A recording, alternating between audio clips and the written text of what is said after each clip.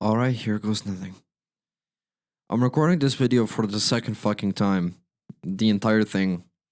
Because Reaper decided to be a little fucking bitch! Okay, so now that my anger issues have been all but settled, today we will be talking about the new metal iceberg. Yes, I am jumping on a trend, get over it. So for those of you who have somehow managed to avoid iceberg videos, let me just lay the quick one out for you. So iceberg charts are basically a way to categorize information on a certain topic from most known to least known. And this series of videos is probably going to be a multi-parter because especially as we get down, the topics get pretty dense. So today we'll be covering the first two tiers of the iceberg because that's as much as I'm willing to make because I'm severely depressed. I really don't have the energy to do this a second time. So let's start with tier 1 and work our way to the bottom. As always, if you enjoyed the video, make sure you like and subscribe. It really does mean the most to me. It only takes 2 seconds for you, but it means the world to me. Alright, let's get going. Criticisms of the genre.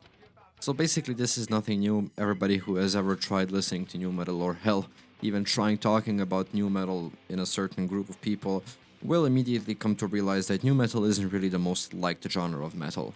The most common of criticisms people have against new metal is that it's quote unquote not real metal and it's poser metal because it doesn't conform to the brutality police of metal.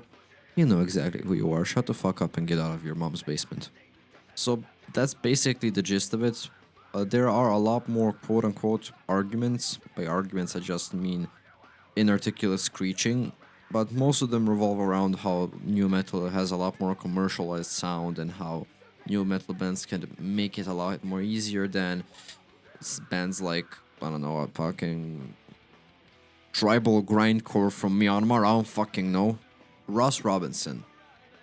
So Ross Robinson is a producer who has worked with many bands in early 2000s and late 90s, many of them being pretty big new metal bands such as Korn and Limp Bizkit, and he's often credited as being the godfather of the genre because, well, he produced all of those records that will go on to be extremely influential new metal records. I don't think I really need to explain why that's important. I also don't really feel the need to go too into depth into all the bands he has worked with because, well, that would just be a 10-hour long video because Ross Robinson didn't just work with new metal artists, he has also worked with acts like The Cure, Sepultura, and Wasp, just to name a few. But he is best known for his immeasurable credit when it comes to the creation of new metal genre because he had worked with Korn in their first record and basically shaped their sound, or at least helped shape their sound into what it is. Post-grunge. So, post-grunge is a genre that, surprise, surprise, many of you might have noticed, came after grunge. Woo! I know, shocking, calm your panties down. So you might be thinking, well, why is it on this iceberg? Isn't this a new metal iceberg? And you will be right. The reason why it's on the iceberg is because post-grunge, just by existing and by introducing its sound to the world, made new metal a lot more tolerable, for a lack of a better term. You can think of it as basically serving as lube for the big ol' eggplant that was new metal. Like, you can go and listen to basically any interview with any bigger new metal bands, and 9.5.610 of them will all cite bands like Fate No More and Alice in Chains as their great big influences. And yeah, I know Alice in Chains is technically grunge, not post-grunge, but hey, I'm just here to report the news, don't shoot the messenger. Can you tell I'm tired? Because I sure as fucking hell am tired. Memes. Well, there isn't really much to talk about here. You know them, you love them, this channel itself is a fucking meme, so there really isn't much to talk about. Mostly, new metal memes are inherently negative, making fun of new metal, but then again, they're just memes and I love them, keep making them. Other bands joining the new metal trend. So basically, a little bit after new metal blew up, a lot of bands tried to jump on the new metal bandwagon and incorporate some new metal elements into their sound. Most notably, I think, would be Sepultura with their Roots album.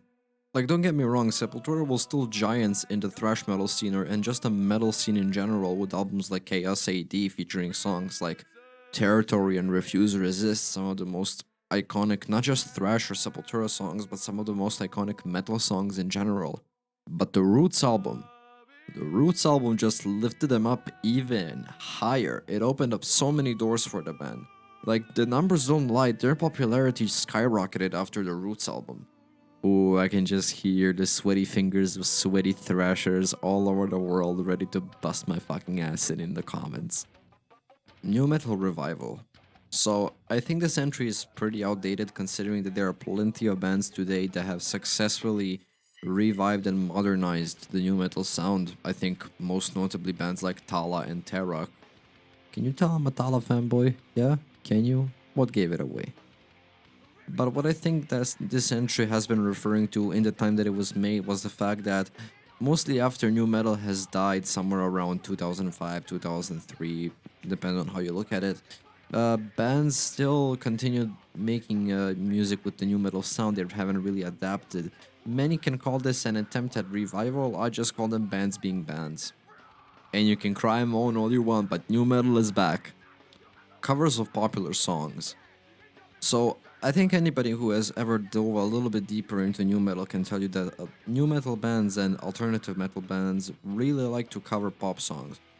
Some of the more notable examples I think would be the cover of Faith by Limp Bizkit or Word Up by Korn, In the Air Tonight by Nonpoint or Careless Whisper by Seether. All of which are amazing covers, by the way. I really do recommend you check them out. And also, this isn't a thing that's exclusive to just new metal. Like even Sepultura relatively recently covered "Tainted Love," so it's really not that secluded to just new metal. And personally, I like it. Short-lived bands. So I think anybody who has ever had a band or has been involved in their local underground scene for some time in their life can tell you bands are fragile. Bands fall apart extremely fucking quickly, and they will fall apart right in front of your eyes within seconds, and you can do nothing about it. So now that I've trauma dumped my entire failed musical career, during the emergence of new metal, a lot of younger bands started jumping on the bandwagon and basically just, instead of incorporating the new metal sound, just straight up started copying other bands, which gave birth to this whole underground scene where basically you have different flavors of new metal. I like to call them you have like your core new metal with the creepy high pitched guitars and clingy basses. You have the Limp Bizkit flavor, which is a lot more rappy, the Static X flavor, which has a lot more industrial elements, and so on and so forth. And as you can imagine, when your whole style is based on copying other artists, your band isn't really going to last that long. And there have been bands who have come together, released a video, an album or two, and then just fell apart within a year or two because they got stale and old because they were copying other artists. I mean, ironically enough, this video lasts more than their career. Rage Against the Machine debate. So this has to be one of the more heated debates in not just new metal but metal scene in general, because a lot of people and a lot of new metal artists and new metal enjoyers like to credit Rage Against the Machine for pioneering the new metal sound. And Rage Against the Machine doesn't really like that, going so far as to apologize for, quote, inspiring such bullshit when referring to Limp Bizkit.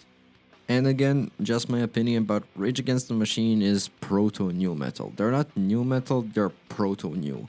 Like, they're not really new in a sense of like Linkin Park or Limp Bizkit, but you can definitely see how they lay the groundwork for what would later become new metal. And that's just the way it is, like it or not.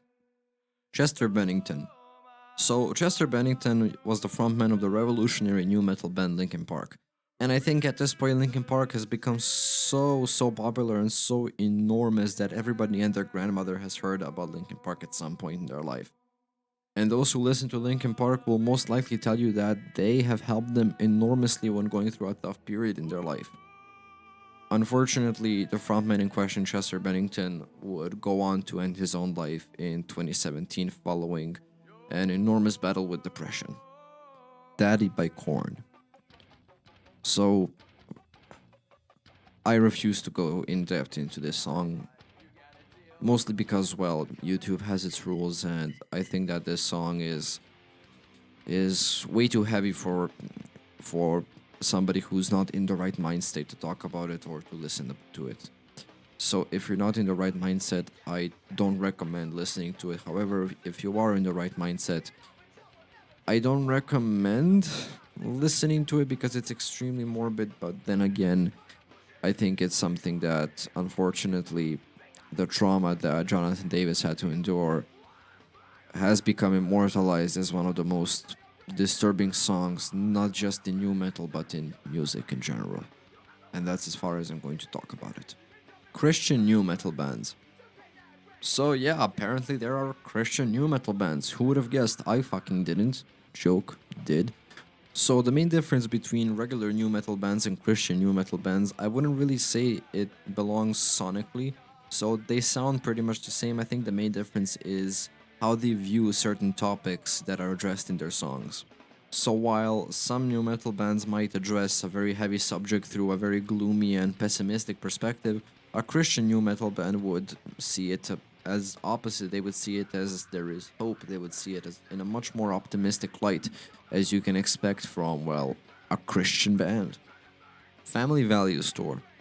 So the Family Values Tour was a tour held by Korn and featured bands such as Limp Bizkit, Ice Cube, Incubus, Orgy, and Rammstein, that being in 1998. So in 1998, nothing really that interesting happened aside from it being a really fucking goated lineup. Uh, the the most quote unquote controversial thing that happened was the fact that Rammstein had to spend a night in jail because they were basically performing in just their underwear, barely dressed, aside from their guitarist Richard, who was wearing a wedding dress. And so they had to spend the night in jail on charges of indecent exposure. Where it really gets interesting, however, Woodstock 99. So, I think anybody who is even remotely familiar with rock and metal at this point knows what happened at Woodstock 99. I mean, hell, there's a whole documentary on Netflix if you want to watch it by yourself. Long story short, it was a management issue, and a lot more people were let in than there was supposed to be, and there was no grass. Everything was being held on concrete during the summer. There wasn't enough water. There weren't enough toilets. There wasn't enough food. Not enough anything, and there were just too many people. People ended up dying, getting trampled. People ended up dying because of dehydration, and overall, it was just a shit show. People started, well, demolishing the stage during Limp Bizkit's performance of Break Stuff. And so, in true metal fashion, everything was blamed on Limp Bizkit because they were inciting violence. And you can see how the whole accusation is bullshit. You can pretty much see any other Limp Bizkit performance, and nothing of this scale has happened before. Not to Limp Bizkit, not to Core, not to any other performance that day. And so, thanks to very, very shitty management and a good old fashioned American greed, we basically got a Travis Scott concert before Travis Scott. So that will be it for the first two tiers of the iceberg. So you're probably thinking, wait, why is the video only like 15 minutes long? Well, that's because as we get deeper, the topics are gonna get progressively more intricate, and I really want to spend more time researching them. The topics as I've covered so far have been really basic, and I have a general understanding enough basically to make a video on them. And plus, the topics themselves aren't that dense. But as we get further down the iceberg, the topics really do get pretty dense and a lot of digging needs to be done. But don't worry, I've already begun my research and writing the script as of making this video. So anyway, thank you all so much for watching. This has been Ironically Likes New Metal, and I will see you next time. Bye.